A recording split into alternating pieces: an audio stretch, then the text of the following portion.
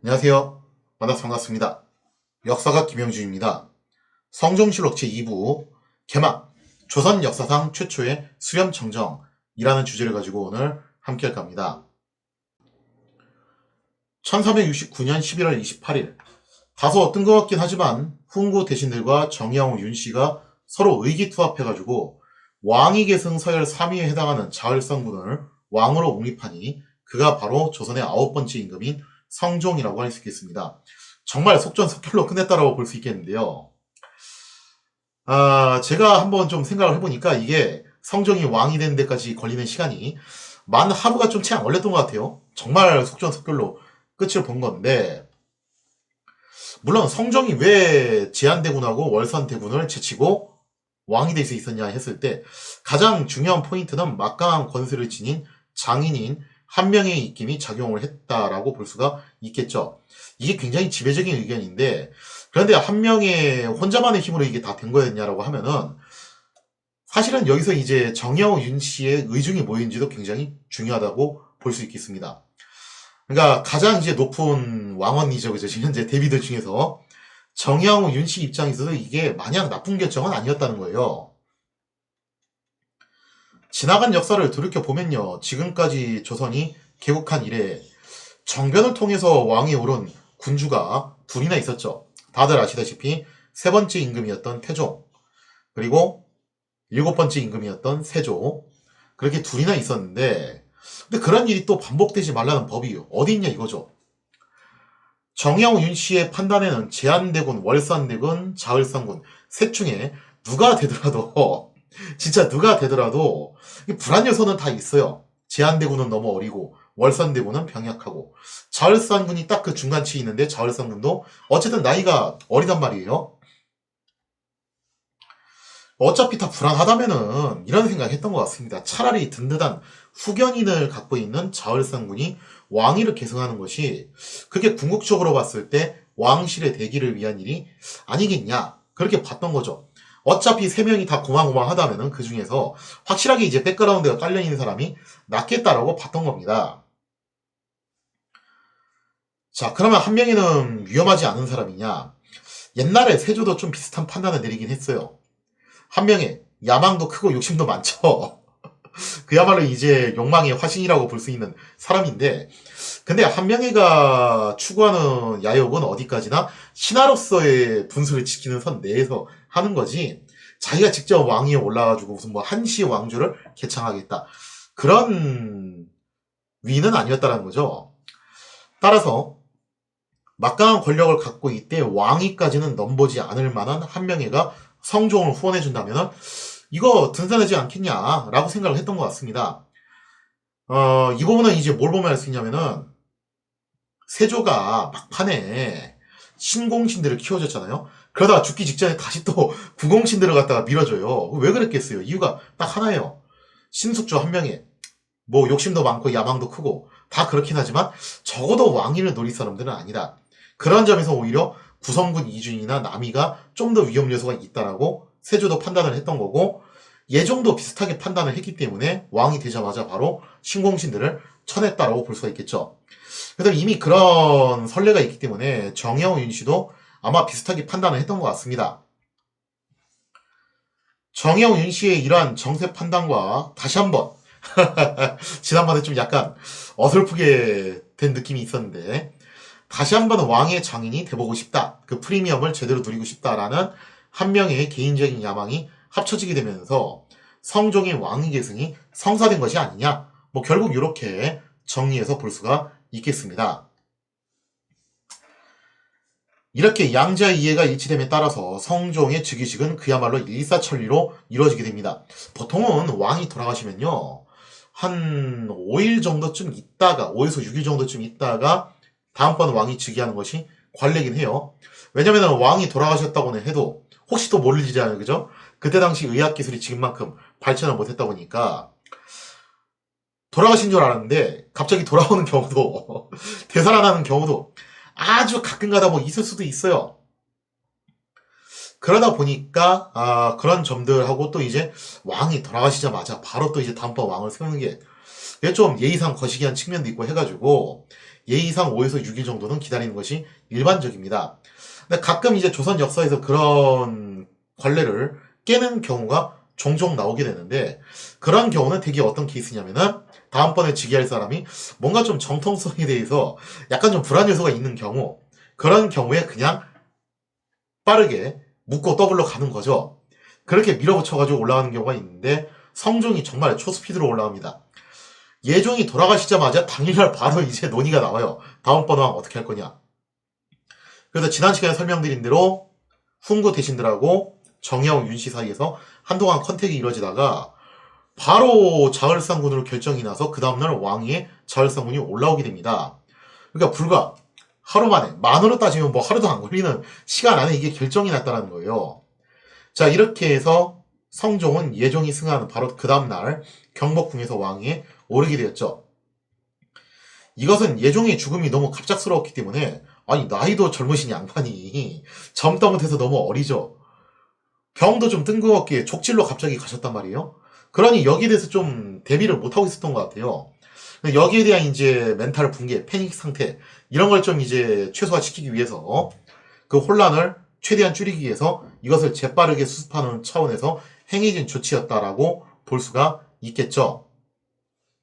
자, 이렇게 해서 성종은 불과 12세의 어린 나이로, 어서 들어본 것 같은데, 그죠? 근데 맞아요. 단종하고 똑같아요. 12세의 어린 나이로 왕위에 올라오게 되었습니다.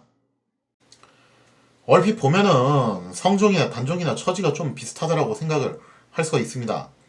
하지만 양자간에는 굉장히 명확한 차이가 있었어요. 그게 뭐였냐면은, 단종의 경우에는 모후인 현덕왕후 건씨가 단종이 태어나자마자 돌아가셨죠. 그래서 단종은 자신의 뒷배가 되어줄 대비가 존재하지 않았다는 거예요. 이미 뭐 할머니 소원왕후 심씨도 돌아가셨고, 그러다 보니까 이런 대비의 존재가 없었다는 것이 단종의 가장 큰 리스크였다고 볼 수 있겠죠. 따라서 단종은 12세의 어린 나이로 왕위에 올랐을 때 수렴청정을 해줄 대비가 없었고, 그래서 장성한 숙부들 그리고 또 조정의 김정수 같은 그런 대신들의 섭정을 받게 되었죠. 이게 종국에는 계유정난의 비극으로 연결이 되었다고 볼 수가 있겠습니다. 그에 비해서 성종은 단종과 마찬가지로 어린 나이에 왕이 됐어요. 심지어 나이도 거의 같은데 여기까지는 비슷하지만 전혀 들어올 게 없었습니다. 쫄릴 게 전혀 없었다는 거죠. 왜 그랬냐? 왜냐면 성종에게는 무려 자신을 도와줄 대비가 세 분이나 존재를 했다라고 볼 수가 있겠죠. 그 세 분, 대비 3대장이 어떤 분이시냐? 먼저 첫 번째 대비는 바로 앞대 선왕인 예종의 왕비 안순왕후 한씨가 되겠습니다. 안순왕후 한씨는 본래 예종이 세자 시절 후비로 뽑았다가, 그러니까 원래 이제 진짜 세자비는 누구였냐면은 한 명의 딸이었던 장순왕후 한씨였죠. 근데 장순왕후 한씨는 엄밀히 말하면 왕비가 되기 전에 갑자기 급사를 했어요. 그래서 예종이 한 명의 사위라고나 하는데, 한 명의 입장에서는 자기 딸이 이미 세상을 떴기 때문에 사위가 왕이 됐다고 한들 장인의 그런 이제 프리미엄을 제대로 누리기가 애매하긴 했죠. 자, 아무튼 그렇게 되면서 안순왕후 한씨는 실질적으로 세자빈으로 예우를 받게 됩니다. 왜 정식 세자빈이 안 됐냐면은 또 얼마 안 가서 바로 또 이제 예종이 왕이 될 거기 때문에 그냥 세자빈을 예우만 받다가 바로 이제 중전으로 올라간 케이스라고 볼 수 있겠죠. 그래서 이게 조선 왕실에서 놓고 보면요, 세자빈으로 들어가서 중전으로 올라간 다음에 대비까지 간다. 이게 일반적인 코스일 것 같은데 의외로 굉장히 희귀 케이스입니다. 제가 아는 한에는 이거 한 분밖에 없는 걸로 알고 있어요. 정식으로 제대로 다 거치신 분은. 자, 그 후에 예종이 왕이 되자 안순왕후 한씨는 중전이 되었고 순조롭게 제한대군을 낳았습니다. 만약에 예종이 좀 더 오래 살았다면은 제한대군이 왕이 됐겠죠.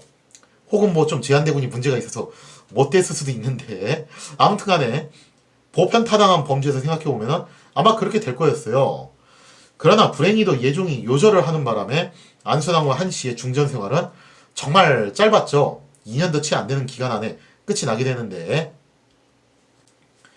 결국 예종이 세상을 뜨는 바람에 안순왕후 한씨는 졸지에 20대 나이로 청산 과부가 됨과 동시에 대비의 반열에 올라가게 되었습니다.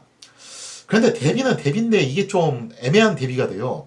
왜냐면은 막상 다음번 왕이 된 게 자신의 친아들 제한대군이 아니라 조카인 성종이었죠. 그래서 대비라고는 하지만 뭔가 좀 이제 애매한 포지션이 돼버리고 말았다라고 볼 수 있겠습니다. 참고로 안순왕후 한씨는 예종과 같은 릉을 씁니다. 고양시에 위치한 창릉을 쓰는데 묘는 서로 좀 이제 다르겠어요. 그래서 릉은 전체적으로 봤을 때 같이 쓰지만 봉부는 서로 이제 다른 위치에 있는 그런 형태의 왕릉이죠. 자, 그 다음번에 또 다른 대비로 누구냐면은 당연히 성종의 모후인 소해왕후 한씨입니다. 소해왕후 한씨지만 우리가 이제 흔히 뭐라고 부르시는 분이냐면은 바로 그 유명한 인수대비죠. 드라마에 이제 단골로 나오시는 그 인수대비입니다. 그래서 원래 소해왕후 한씨였지만 편의상 앞으로 계속 인수대비라고 부를게요. 인수대비는 한화의 딸로 의경세자의 세자빈이었습니다. 원래는 중전이 되셔야 될 분이었죠. 하지만 의경세자가 요절하는 바람에 끝내 중전이 되보질 못하고, 그러니까 세자빈에서 중전을 거치질 않고 한 방이 대비로 간 나름 좀 특이 케이스라고 볼 수가 있겠죠. 이후 인수대비는 남편과 사별을 한 다음에 정빈이란 칭호를 받고 월산대군, 명숙공주, 그리고 이때 당시 갓난아기였던 자을상군을 데리고서 궁을 나와야 했습니다. 더 이상 뭐 궁에 있을 이유가 없기 때문이죠.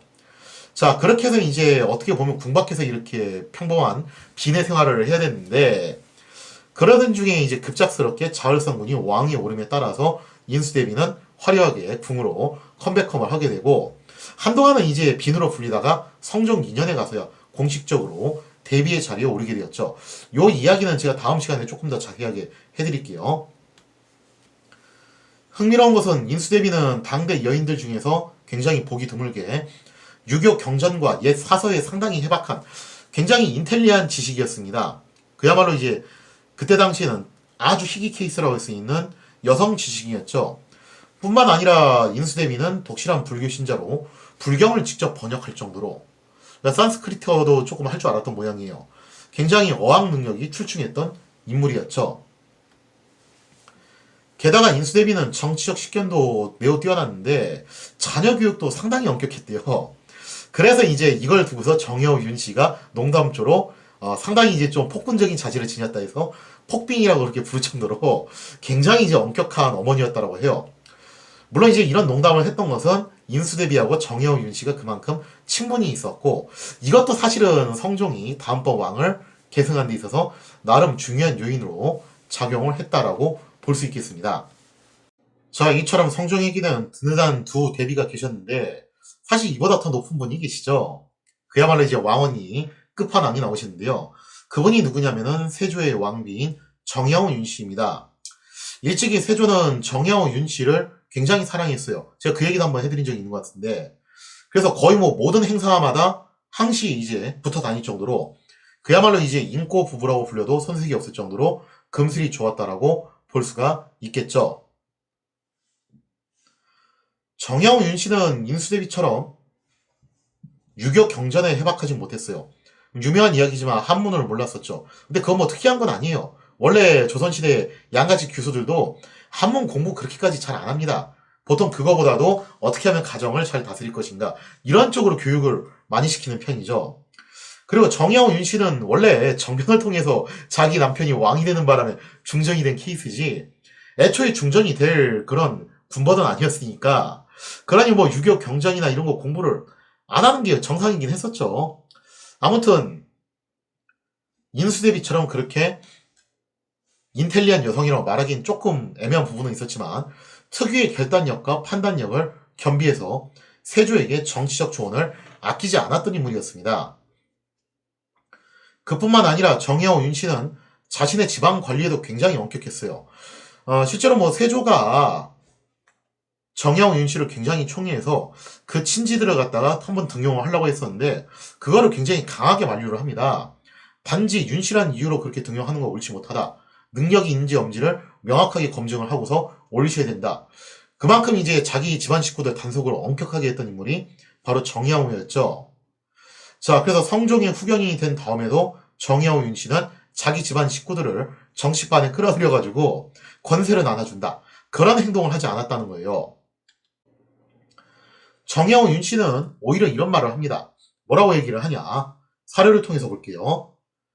전교하기를 세조께서는 신하들의 현명하고 우매함을 환하게 아신 까닭으로 사람을 임용함에 모두 적임에 맞게 하였으며 비록 혹시 척속을 임용하더라도 각각 그 재능에 따라 이를 임용하였다.